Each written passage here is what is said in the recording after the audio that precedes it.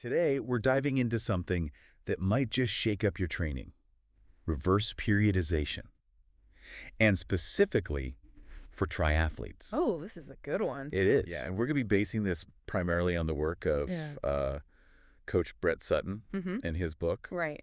where he lays out all of this stuff. Yep. So Yeah, this is going to be good, I think. I think this will be fun. Yeah. So, like, just to kind of set the stage here, Okay. we all know about traditional periodization, Yeah. building that base, Yeah. Putting in the miles. So when there's miles in and then- it's off season. And then as you get closer to race season, right. you start to add in the intensity. Yeah, that's the traditional way. Yeah, reverse periodization Moving on its head. kind of flips that on its head. Yeah. So, What if I told you we're going to do speed work in December? yeah, what if I told you that that's actually maybe a better way to approach it? Yeah. What exactly is reverse periodization?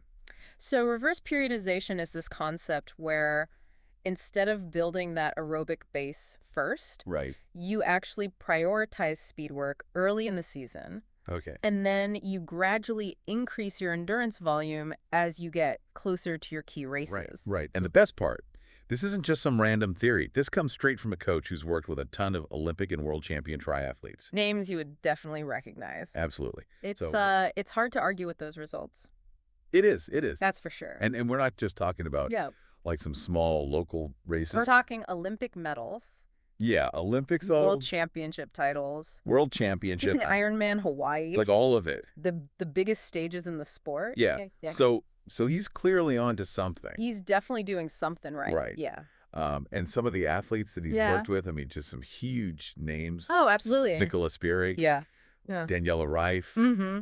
Chrissy Wellington. Mhm. I mean, these are all athletes who have embraced his methods Yeah. and seen incredible success. Yeah. So it's not just some fringe theory. This isn't some fad diet. Right. This is a tried and true system. Yeah. Like That's backed by results. accept- Let's get into the logic of this a little bit. So why prioritize speed work so early in the season? Sutton's core belief, and I think this is where it gets really interesting, adamant that triathlons, even sprints, are primarily aerobic efforts. Okay. So instead of spending months slugging through endless base miles, Yeah. he focuses on maximizing that aerobic capacity right before your big races. Okay. Because that's when it matters the most. That makes sense. Right. You want to be fresh? I'm already thinking, like, Yeah. as a triathlete myself, you Yeah. know, like, How? how can you do speed work Yeah. without that base? All Like, right. isn't that going to set you up That's the question everyone asks. for injury? Yeah. Yeah. And Sutton actually addresses this head on Yeah. in his book. Okay. He emphasizes controlled speed work. So we're not talking like We're not talking redlining at every session. He's le- talking about like 90 to 95% Okay. of your max effort. So it's still high intensity. It's high intensity, but it's controlled. Right. So you're getting the benefits of that speed training Mm-hmm. without Without destroying yourself. completely crushing yourself Right. and risking injury. Yeah. Yeah. So you're kind of You're building that speed reserve. building that engine. Yeah. And then later in the season, As you get closer to the race, Yeah. you start to adding Easter in and then the volume, yeah. the long, slow distance work Yeah. that everyone's so accustomed to. Yeah. So, Exactly. and he has this great phrase He does that it. he uses. Keeping the cup filled. Keeping the cup filled. I love that analogy Yeah. because it really paints a picture It of does. what we're trying to do here. Right. You're not trying to Right. burn yourself out It's not about emptying the tank in January. early in the season. Right. The thing that really stuck out to me about this whole reverse periodization thing Yeah. is how well it fits with like the reality of actually training, especially in the off season. Yeah. I mean, like, think about those of us who live in places where winter is a thing. Right. It's cold, it's dark. You're trying to log all these long, slow miles. Yeah. No, thanks. Not exactly inspiring, right? Yeah. You know, this coach, he actually says that those traditional base miles that we're so used to, Yeah. it's almost like dogma.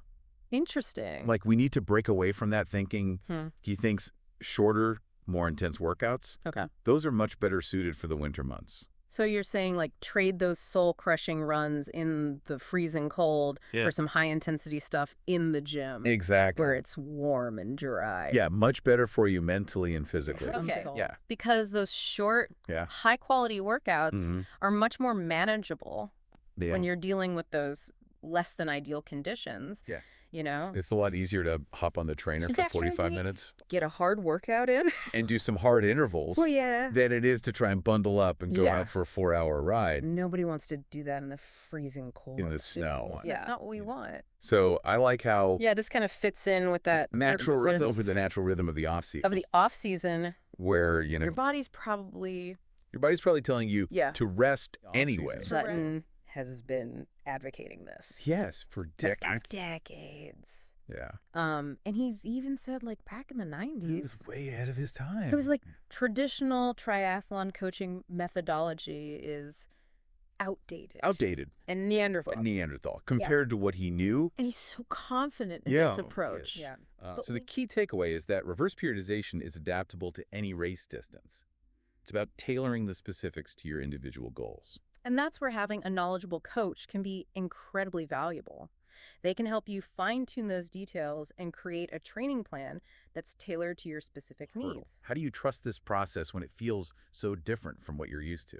It's all about understanding the physiological adaptations happening behind the scenes. Even though you're not racking up those long miles early on, you're still stressing your body in a way that produces positive results. You're building speed, power, and efficiency, which are all crucial for triathlon success, regardless of distance. So even though those early season workouts feel different, you're still making progress towards your goals. Yes, and as you gradually increase your volume later in the season, you'll find you can handle those longer workouts with greater ease and speed because of the foundation you've already laid. It's almost like you're training your body to be a more efficient endurance machine. Exactly. And that mental shift from focusing on volume to focusing on quality and intensity can be incredibly empowering. You start to see yourself as a faster, more powerful athlete, and that confidence translates into better performance on race day. It's about trusting the process, knowing that the results will come if you stick with it. And remember, you're not alone in this.